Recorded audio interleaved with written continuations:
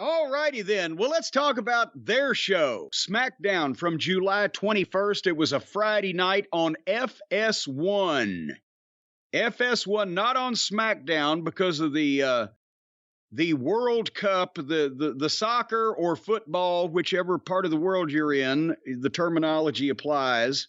That was on Fox on Friday night, so SmackDown got bopped over to FS1. And remember in the past, when they go to FS1, which is not as big as Fox Network Television, it's a subsidiary group, they're down in the hundreds of thousands of viewers for SmackDown normally, right? Well, I'm going to spoiler alert.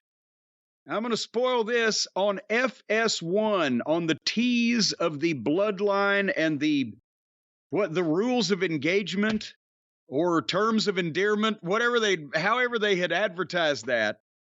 They did 1.2 million viewers on FS1 almost overnight. 1.18, whatever the fuck it was.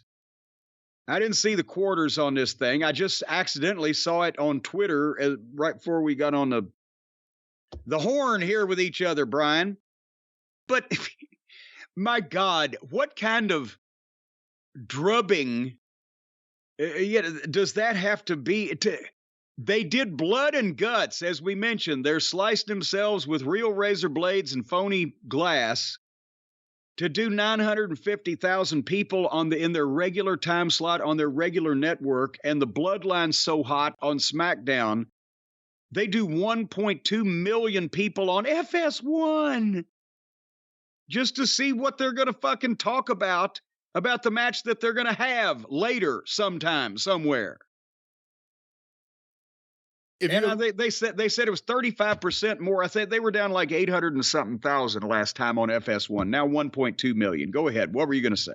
If you only had limited dates with Roman Reigns, do you use one of his dates on FS1? Well, yes, because it's the timing of the revelation of all these things. It's not like they're doing this week to week. I mean, I'm sure Tony is in large part. Some of the other geniuses over there may be plotting their stuff out. But with the Bloodline thing and Heyman being involved in this, they've got a great, and you can tell, they've got a great outline of where they're going. I don't know how they creatively write things from writing school and educated writers and all that stuff, how they do it in the TV world and everything. But when you were booking wrestling, you had your goddamn calendar out. You said, I got to reveal this on this date or shoot this angle on this date so that I can VTR it the next week and have the promoter sanction the match and have the interview with the fucking guy that leads to the thing. So you work out from your date of your big show to how things move along from week to week to get you there. And so they probably needed to do this. And as we'll talk about the ending segment, reveal whatever the fuck it was they revealed.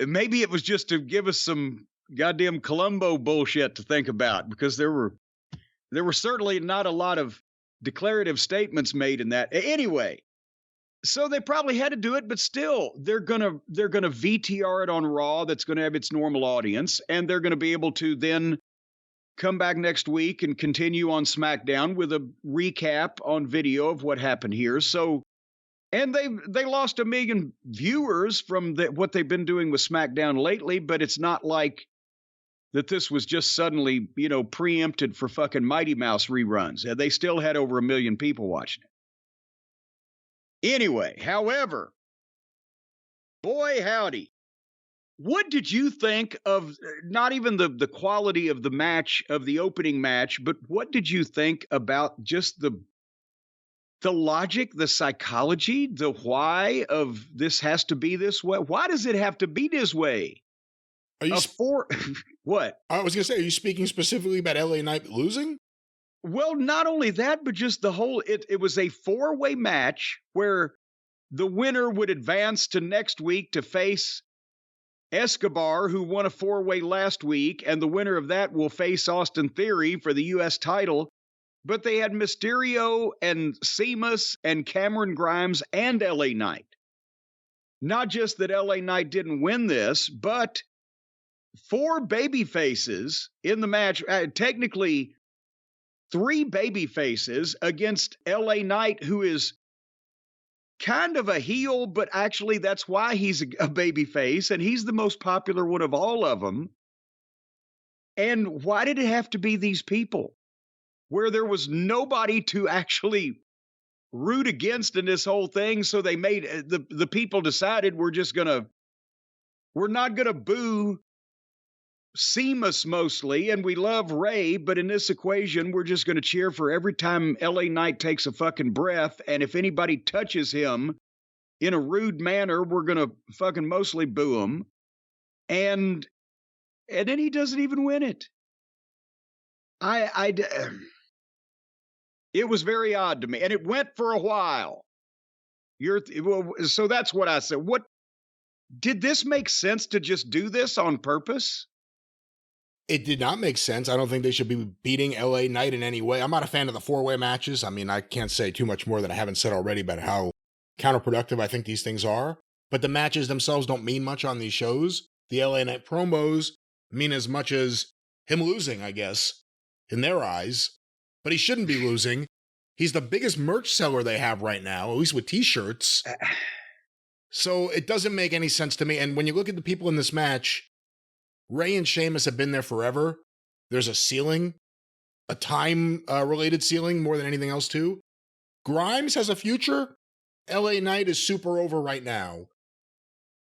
The 4-way here doesn't make much sense to me. Well, where they're going, and we'll find out in a minute. To recap the match, LA Knight comes out last, does a promo in the aisleway, gets a huge reaction. The people chant for him. He wants to take the U.S. title at SummerSlam. And from then on, every time he touched somebody, they came apart, the fans. And if anybody did anything offensive to him, even though it was 3 other baby faces, they didn't like it. And it was the standard nonsensical 4-way, especially the WWE has, where a couple of guys disappear for a long stretch so the other guys can do their shit. And the fans even shit on Sheamus when he tried to get their support to give him the big kick, to give LA Knight the big kick. Ray had it won. Theory pulled him off the cover and ran him into the stairs, but of course it's no disqualification. Lazy booking, so that nothing happened there. But here came Escobar, and he came out and jumped on Theory, and they fought off into the crowd. And LA Knight hits his elbow on Grimes to a roar from the audience, and then Sheamus kicks LA Knight, and Grimes cave-ins Sheamus, and then Rey Mysterio rolls Grimes up 1, 2, 3. Because now next week, it's going to be Rey Mysterio against his protege, Pablo Escobar, to determine who gets the U.S. title match. And I predict that Pablo will win, and he will not win by switching heel on Rey Mysterio. He will beat him fair and square, and Rey Mysterio will hold his hand up to the adoring throng, because obviously they feel that pushing Escobar as the new Hispanic babyface hero, whether or not the people are going to take to that remains to be seen. But they got LA Knight in front of them right now. It's tearing the house down, but it's more important because they've decided that, and I'm pretty sure it's Vince, has decided that Escobar is going to be the new Hispanic hero, and that's what they're doing. At LA Knight's expense, unfortunately, in this equation. And they were half an hour into the program at this point. There are reports going around, again, you don't know where these things come from, that Vince is high on LA Knight and he's trying to figure out what to do with him. What do you think Trying to figure out what to do with him? Just have him win his fucking matches. Yeah, what were you going to say? That was really it. I guess that, okay. Yeah, that summed it up. There you go. And then Theory in the back asked Adam Pearce for a match against Escobar. Not for the title, just one-on-one, because he came out and got in his business.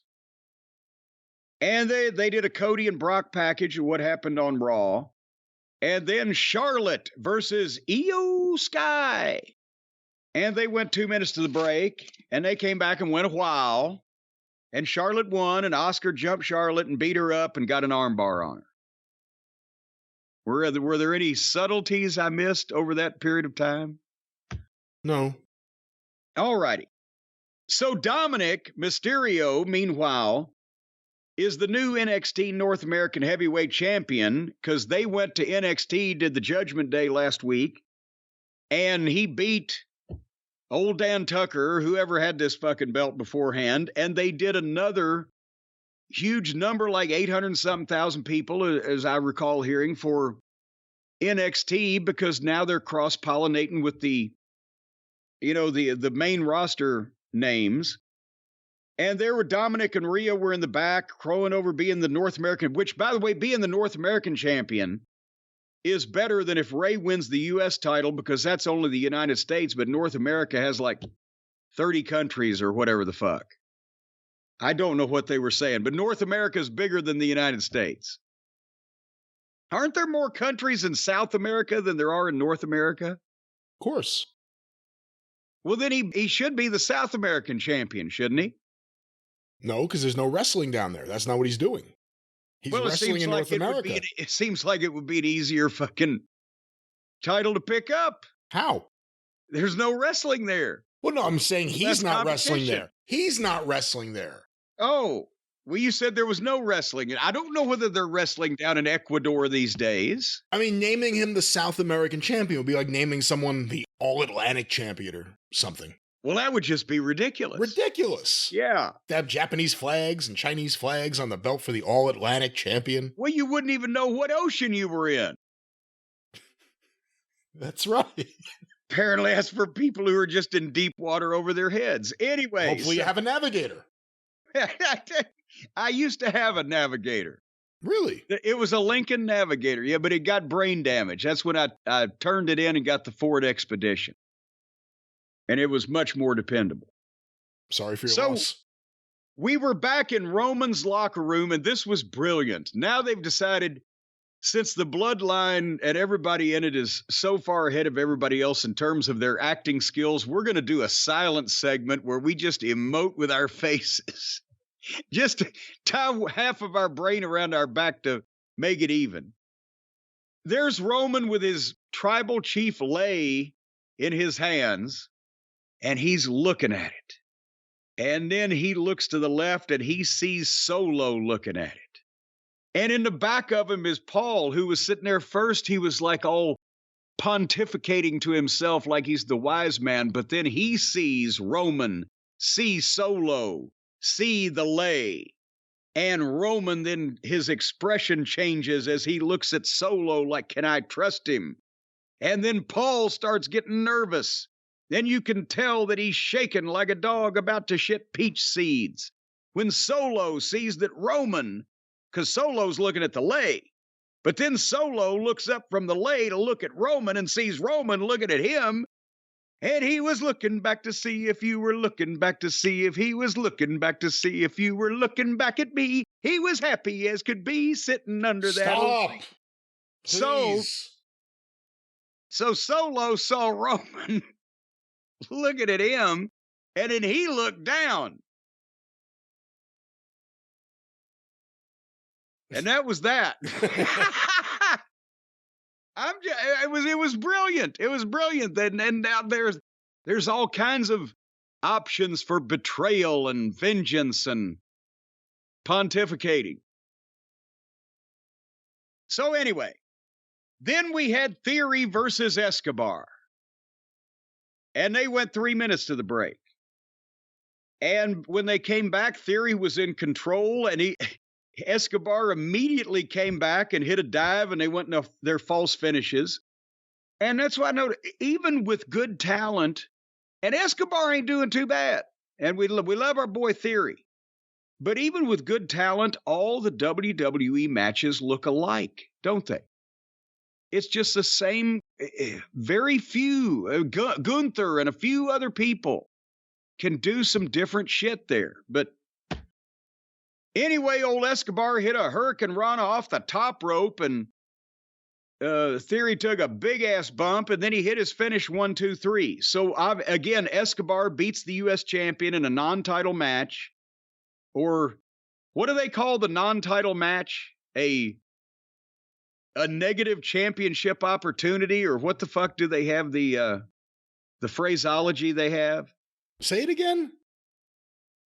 They don't negative championship opportunity. Negative champion. Well, they don't like to say non-title match. Oh, when the title is not up, what do they say? In AEW, it's an eliminator match. But over here, they don't like to say that either. Over here, they say it's a commercial break. Okay. Well, anyway, so that's where, again, I think that's what's going to happen next week. Escobar will beat Ray, but not in a heelish way, but they're trying to pass a torch here while LA Knight's red hot and on fire, and they're trying to pass a torch over to Pablo. All righty. Then it was time for the NXT North American title to be on the line. Dominic against Butch.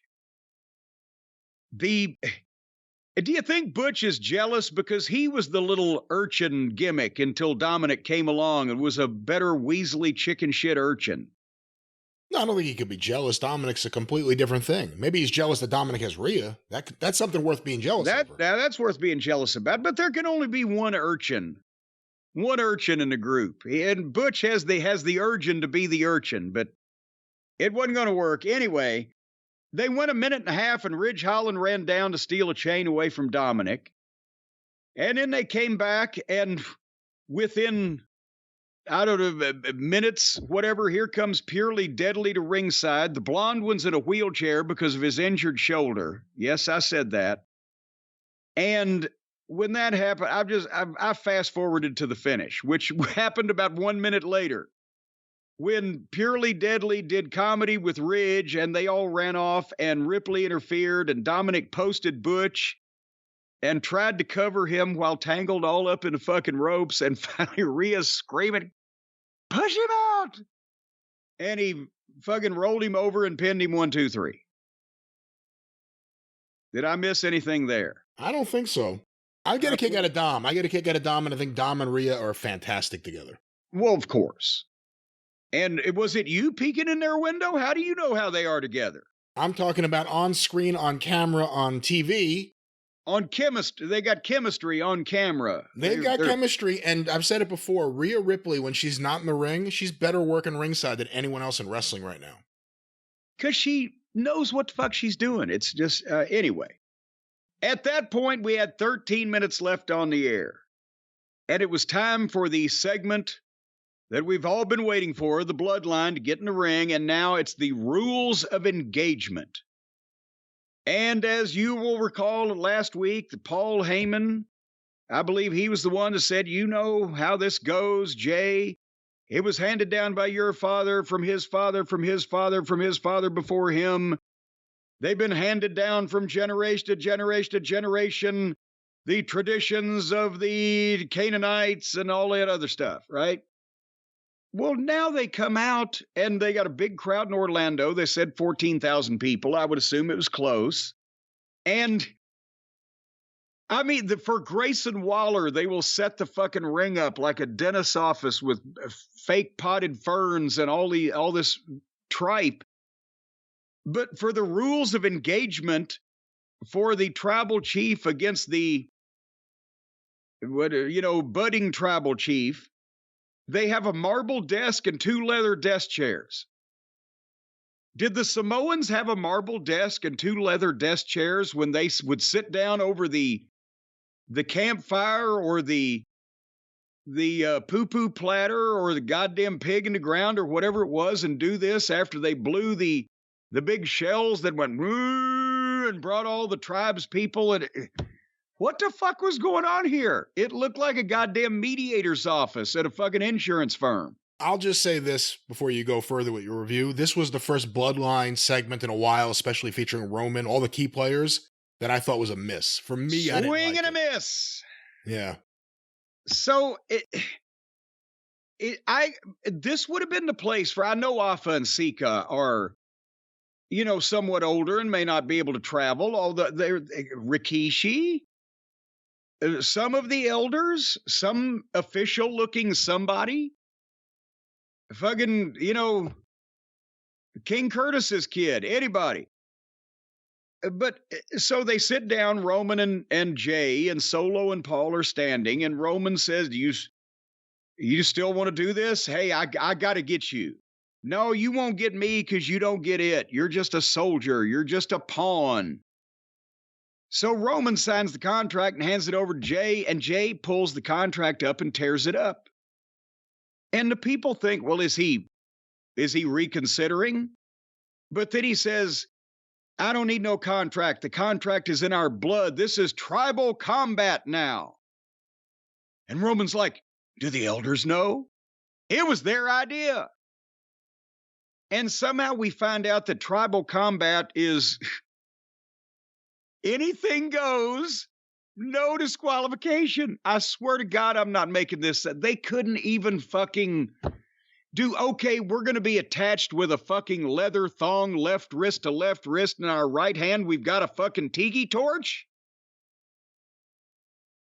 Tribal combat is no DQ? And the examples that Jay starts giving are, I can hit you with a chair. Do they have chairs in the middle of the fighting pit set aside on the island for the elders? I can take that lady's shoe off and hit you with it. Now he's doing comedy. Oh, is this going to be a match with a giant mousetrap? So then Roman tells everybody to shut up, which was a good idea. Probably the best thing that could have been said at that point. And he says he runs the business, so he puts the belt down and said, boom, stands up and says, let's go. And Jay says it's tribal combat. So Roman takes off the lei, his tribal chief lei, and puts it on the belt. And now here's at this point, I just said the backstage silent interview was good because that was a close-up with a camera where you were seeing people's expressions, and it wasn't in a 14,000 seat arena. The people in the building were not picking up. Brian, do you agree on all these subtle Samoan traditions that they were referring to? And it sounded more like everybody was going, what the fuck is happening here? Again, maybe it's because it was on FS1. They didn't give us something truly special. Maybe they thought this was something as part of the overall story. To me, again, this just didn't do it. I think they thought this was special. This did not. For me, this didn't do it. And I've said it before, and they've gotten around it. Like, it could get stale quick if they don't do something. If someone doesn't make a move or do something, this could get stale. And they've always been on top of that. Minor things, big crowd reactions. This, you keep saying a swing and a miss. This was swing and a miss to me. Well, but wait a minute. The best part was coming up next because I just said the people weren't actually getting the Samoan traditions. I swear to God. At that point, Roman and Jay got face to face with each other. And then they did a soul brother type handshake. And then they leaned over and touched foreheads and looked at each other's eyes. I swear to God, I wrote, but they didn't hop on one foot first. That was a legend. I guess that's the stance they get into before they have the tribal combat, when they shake hands and touch foreheads. And then Roman turns to leave. And suddenly Solo just says, well, fuck this. And he flips the desk over and grabs Jay and starts to spike him. And Roman hooks the spike and stops him. And while he does that, Jay slips out and super kicks Solo. And Roman stands there shocked and then steps out. And that was that. So I'm just thinking that maybe they should have passed out a handbill when the people filed in. Here are the rules of tribal combat. They will tear up the contract that they've just signed at the fancy signing table, and then they will stand up, shake hands, touch foreheads, jump down, turn around, pick a bale of cotton, and burn a chicken's beak under a half moon, and then the curse will be lifted. I don't know what the fuck was going on here. All righty. And again, I'm sick of guys in the ring who hate each other and they could just stand there and talk to each other or yell at each other. Like, too much of that with the bloodline. It gets to the point where it's physical, and then we go right back to everyone sitting in the room and staring at each other. It was a little disappointing, but you know what's not disappointing? You know what's exciting, Brian? You know what? Every time that this thing happens, that this event takes place, it fills your heart with joy and your house with awesomeness. You know what that is? What's that? That is every month when the package gets dropped off at your door and you see that it is your box of awesome from Bespoke Post.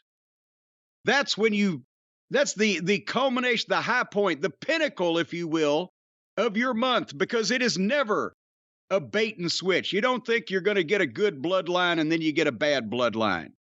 Because the box of awesome every month, it lives up to its billing, because it's not a box of bleh, it's a box of awesome. And you go, awesome. I have awesomeness now. Do you know what I just got in my box of awesome? What did you get?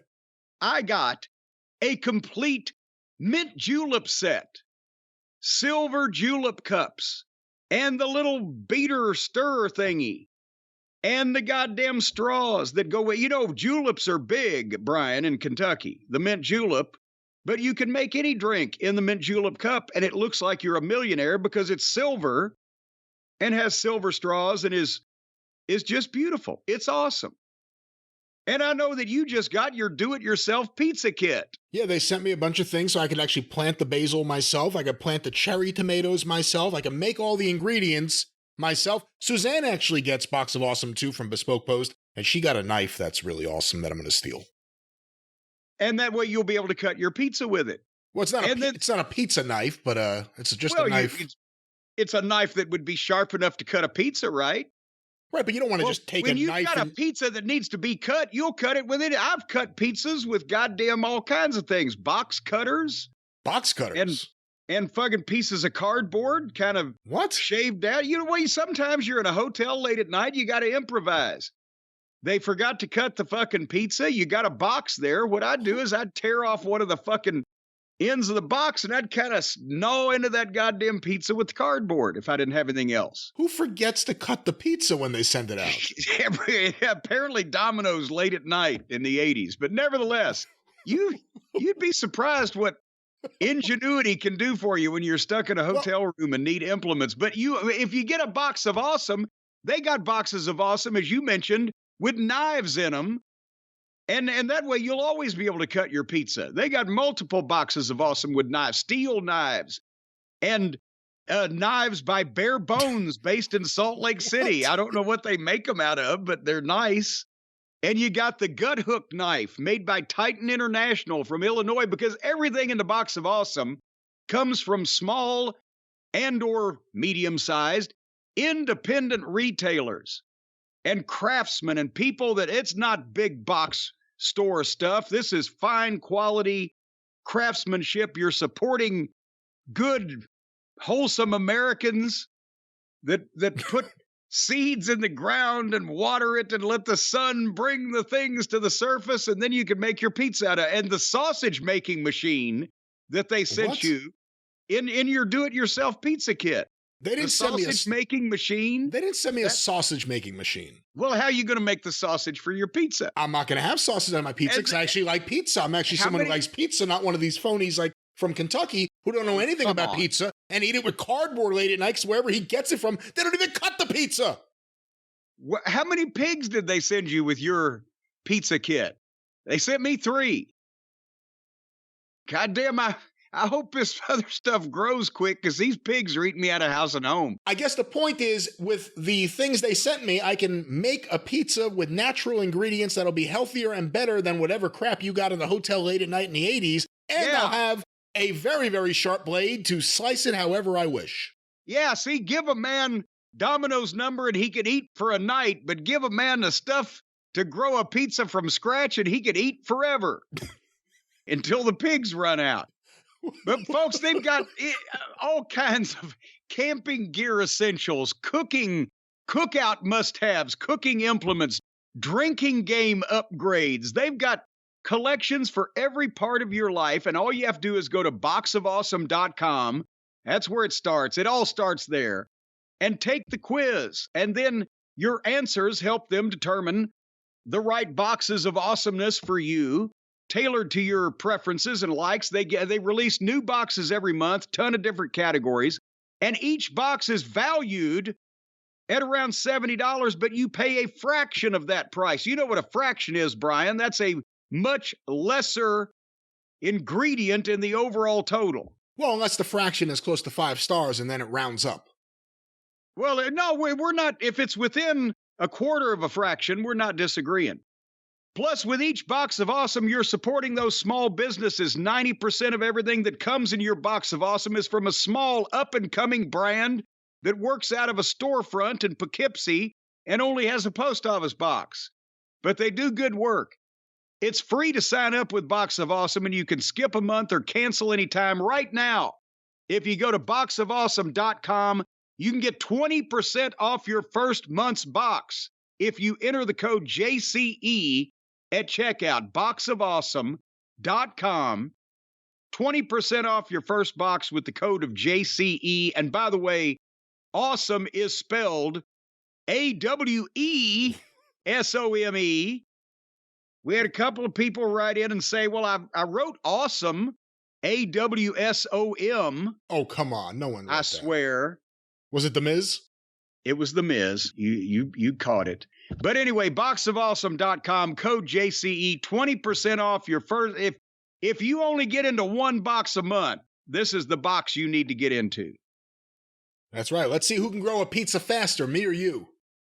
Yeah, well, I'm telling you, in that case, if they didn't send you the sausage maker, then to be fair, I'm going to go ahead and I'm just going to tell my pigs to stay tuned, and I'm going to drop the sausage maker, and just let me know when they send you your pepperoni filler. Yeah, I was going to say, if I ever was going to add an ingredient to my pizza, I think I'd go with pepperoni before sausage. Oh, come on. Hold on, pepperoni's the meat you get when you can't have sausage. Pepperoni's like number 2 after, I think it's like, I have a regular cheese slice or pepperoni. I would think that's the number 2 most popular selection in the world. Well, but you got to eat a lot of pepperoni to fucking weigh yourself down as heavy as you do when you eat a good fucking hunk of sausage. What do you think of chicken on pizza? I see a lot of places now have chicken Parmesan pizza. Yes. Oh, well, now let me tell you something. I'm not for the barbecue chicken because I don't feel that barbecue and pizza should cross paths. I but agree. Chicken bacon ranch pizza with a white sauce or a ranch sauce is like an Alfredo type of thing, or a ranch sauce. Chicken and bacon, green peppers, mushrooms. Your tongue will slap your brains out. Well, I'll let you know how this goes, but once again, Box of Awesome from Bespoke Post. They support this show. Support them. And I'm going to support you. This is your show. Well, and they'll jack you up later. But right now, yes, the Box of Awesome you got to support. And also, what are we supporting over there on the Arcadian Vanguard Network this week? Another fine week of programming on the Arcadian Vanguard Podcast Network. Get information about all the shows on Twitter at Superpodcast or on Facebook at facebook.com/Arcadian Vanguard. Of course, get the wrestling news. Get your wrestling news each and every day delivered right to you. Get it directly from thewrestlingnews.com or wherever you find your favorite podcast. Look for Arcadian Vanguard's The Wrestling News for your free daily morning wrestling newscast with no opinion, no conjecture, just the actual wrestling news. Once again, Arcadian Vanguard's The Wrestling News or thewrestlingnews.com. Want to make mention this week, Stick to Wrestling with John McAdam, a look at 35 years ago, Great American Bash 1988. Some of the things you'll hear discussed include, was the Maryland State Athletic Commission in on the finish of the main event? Was the Tower of Doom the most overcomplication in wrestling history? Ronnie Garvin's clumsy and senseless heel turn. Should this have been Lex Luger's coronation? And Arn Anderson and Tully Blanchard blossoming into an all-time great tag team. Great American Bash 88. Wait a minute. What about the Midnight Express and the Fantastics with yours truly up in the cage above the ring? That's not listed here in the format, so I can't comment on that. Son of a bitch. Well, find out if that man in the cage above the ring is mentioned. Stick to Wrestling with John McAdam at McAdamPod.com, or look for Stick to Wrestling with John McAdam wherever you find your favorite podcasts. And of course, the 605 Super Podcast, The Mothership! And does Colin Thompson owe you money? But go through the archives today at 605pod.com, available wherever you find your favorite podcasts. The 605 Super Podcast, The Mothership. I won't ask you to spoil it, but tell me off the air whether they come to the conclusion that the commission was in on it or was not in on it, and I'll tell you whether they were right or not. Bash 88, do you see that as a positive event or as a... It could have been better? There's so many weird things on that show. It was the first full coverage pay-per-view that Turner Broadcasting helped out with the cable systems to get Crockett coverage. So financially, it was the first good one that they had done, and people watched it. But, there were some great performances, but up and down the card, there were also some things that maybe didn't get over too good. But coming out of that, the Luger and Flair rematches actually did draw money at the house shows. And even, I mentioned the Midnight and Fantastics match. That was it wasn't as good of a blow-off as it could have been because the baby faces couldn't win because Dusty was sending us to Tully and Arn after for the World Tag title in the heel tag dream match. So they beat us in the regular house show matches in the Bash. They beat us every night because it was 3-on-2 bunkhouse matches and they could beat me. But Dusty wanted to make sure that the Midnight got a win on the broadcast event where it counted. So I dropped the chain out of the cage I was in a straitjacket. I couldn't even drop it. But nevertheless, the Midnight fucked the Fantastics and beat them in the match. And then when they got me out of the cage, the Fantastics got to whip me to kind of get some revenge. But the Midnight had to win there because we were headed toward Tully and Arn for the World Tag title after the Bash was over. If Tully and Arn didn't leave, do you think you get all the way to Starrcade with them? Oh, God, yes. It would have gone longer than that. The fucking... Again, the double main event of Flair and Luger for the world title and Tully and Arn against the Midnight for the tag title was drawing bigger houses in the September house shows than the Bash did in July and first part of August, which had never happened before. And we had just really started it when they left.